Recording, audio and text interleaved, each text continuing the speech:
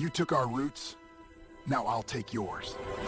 Have you ever had something so precious that money couldn't ever replace it? That's what my grandfather's oak tree was, a living memory. It stood in front of our home for over 100 years, planted by my great-grandfather when he returned from war. It shaded generations of our family.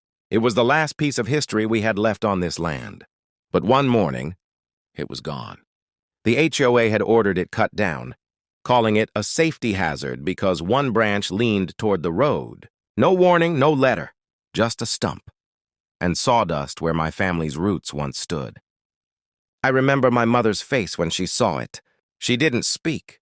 She just knelt beside the stump, ran her fingers through the splinters, and cried like she'd lost a person. That moment broke something in me. I went straight to the HOA meeting that evening. I was shaking with anger, but I kept my voice steady.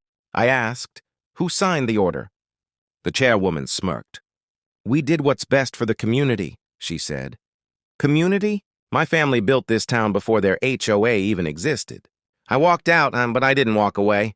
I spent nights researching every single HOA bylaw, every land regulation, every violation they'd ever committed. And what I found was enough to make their whole charter collapse. Turns out the HOA had built that fancy new clubhouse without renewing their nonprofit permit. And worse, they'd used public maintenance funds for private landscaping. I filed the paperwork, sent copies to the city, to the state, and to the same woman who cut down my family's history. 3 weeks later, the HOA charter was revoked. Their power? Gone.